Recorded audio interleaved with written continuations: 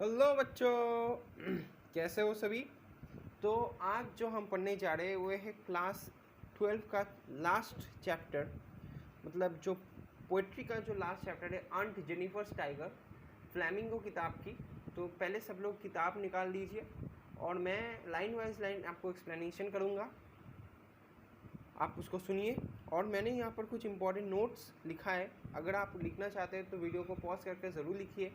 अगर आपको कोई भी डाउट्स हो तो आप कमेंट सेक्शन में मुझसे पूछ सकते हैं, मैं इंडिविजुअली सबका डाउट क्लियर करूँगा। और अगर आपको ये वीडियो अच्छा लगता है तो प्लीज़ सब्सक्राइब कीजिएगा, अपने दोस्तों में बांटिएगा और घंटी का बटन है वो दबा दीजिएगा ताकि कोई भी नया अपडेट आपको मिलता रहे। चलिए शुरू करते हैं। Aunt Jennifer tigers. तो आंट जेनिफर टाइगर का सब जो पोएट है वो है एडेनिन रिच। अगर आप देख पा रहे हो Adrienne Rich, so she is the poetess. तो बात यह है कि जो आंट जेनिफर्स का जो पोएम है, ये जो पोएम है इसमें एक सोशल मैसेज देता है, ठीक है ना। अब क्या क्या कैसा मैसेज वो हम बाद में पढ़ेंगे, लेकिन आप ये वाला लाइन को थोड़ा गौर से देखिएगा कि Aunt Jennifer tigers addresses the constants of married life a women experiences. Constants of the married life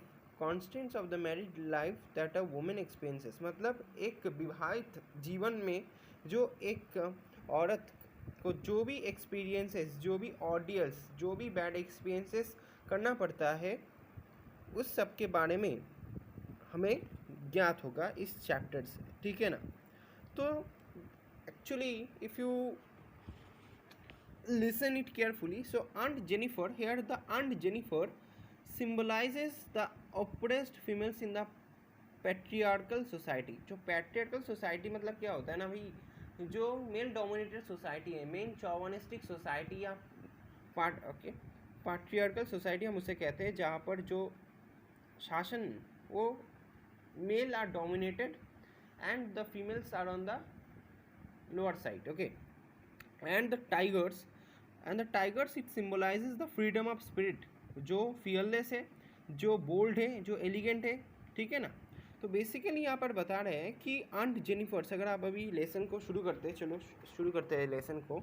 तो सबसे पहले अगर आप देखो कि Aunt Jennifer's tigers prance over a screen, इसका मतलब होता है कि आंट जेनिफर्स का जो टाइगर्स है वो प्रैंस मतलब होता है कि मूव ओवर या जंप, जिसको हम कहते हैं ओवर अ स्क्रीन। तो स्क्रीन मतलब आप मान लो कि एक वॉल है, वॉल में एक पेंटिंग, एक्चुअली यहाँ पर एक पेंटिंग या एक जो एम्ब्रॉयडरी, अगर आपको पता है कि जो सिलाई करते हैं ना, नीटिंग, ठीक है ना। आपके मम्मी या दादी को आप देखे होंगे कि जो कपड़ों के ऊपर वो इनएनिमेट ऑब्जेक्ट्स का जो फ्लावर वेस हो या आपका जो टाइगर या कोई भी सिनारी, ये सब क्या करते हैं, नीटिंग करते हैं, ठीक है ना। तो बेसिकली इसको हम कहते हैं एम्ब्रॉयडरी, इस फील्ड को हम कहते हैं एम्ब्रॉयडरी।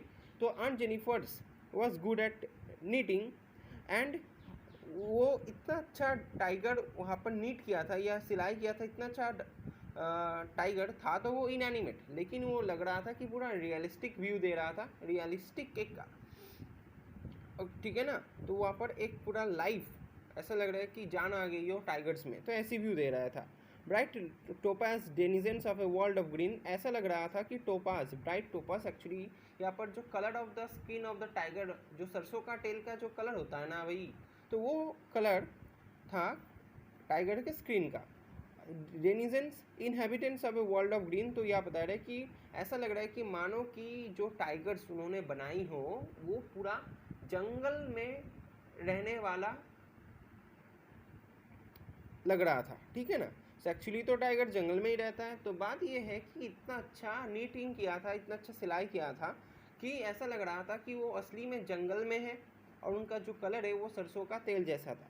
थर्ड लाइन अगर आप देखोगे, they do not fear the man beneath the tear, man beneath the tree मतलब यहाँ पर हंटर्स या जो मैन, जो इंसान मतलब मारने गए हैं या हंटिंग करने गए हैं, लेकिन उससे भी जो टाइगर्स डरकर भाग नहीं जा रहे, ठीक है ना, बात को समझो। They pace in sleek chivalric certainty, तो वो फिर they working they pace in sleek, तो फिर भी जब भी इंसान अगर मानने जा रहा है तो फिर भी वो उस पर कोई डर नहीं है, ठीक है ना। वो अपना जो कैट वर्क करते हुए, अपना जो शान बढ़ाते हुए, pride with lot of courage and pride they are working, they are pace in sleek chivalric certainty, वो सर्टेन है कि भाई मुझे कुछ नहीं होगा, they are very much elegant, they are showing their pride, their courageousness, their bold attitude, and they are pacing here and there without taking care or without taking notice of the man beneath the tree. मतलब वो इंसान से बिल्कुल भी डरा नहीं है, सही है ना। अब सेकेंड स्टैंज अगर आप देखोगे कि Aunt Jennifer's fingers fluttering through her wool, तो फ्लटरिंग मतलब ऐसे कपकपाना, ठीक है ना। तो fine okay, even find the ivory needle hard to put, जो सिलाई का जो नीडल होता है उसमें क्या है ना, धागा आपको लेकर जाना पड़ता है, तो वो भी डिफ़िकल्ट हो जा रहा था। किस लिए अगर आप देखोगे कि the massive weight of the uncle's wedding band, तो जो आंट जेनिफर है वो एक विवाहिता जीवन जी रही थी, means she was married and she was having a bangle type structure in her hand just as a sign of her marriage. Okay, तो she has been actually, here the thought is that she has been burdened by the obligations of the married life, because if you see the women in our society, after getting married, they have to sacrifice their dreams, they have to sacrifice their thought process, they have to sacrifice their likes and dislikes, and have to go और have to समर्पित कर देते हैं वो किसके लिए, अपने husband के लिए, ठीक है ना। तो basically this devoting their life, okay she it's heavily upon Aunt Jennifer's hand, ठीक है ना। तो वो जो बैंगल है वो आंट जेनिफर्स एंगल, और जो अंगल्स का वेडिंग बैंड है वो सिंपलाइज करता है separation of the women, okay, in matrimony. अब द थर्ड स्ट्रेंजर हुए देखो कि when Aunt is dead her terrified hands will lie, तो जब तो ये जो छुटकारा है, ये जो डोमेस्टिक वायलेंस है या डोमेस्टिक चाव से छुटकारा पाने का एक ही रास्ता है कि जब उनकी डेथ हो जाए तब ये छुटकारा पा सकते हैं। लेकिन ऑथर यहाँ पर कहते हैं कि नहीं, मरने के बाद भी ये छुटकारा नहीं हो पाएगा, ये डोमिनेशन से, ये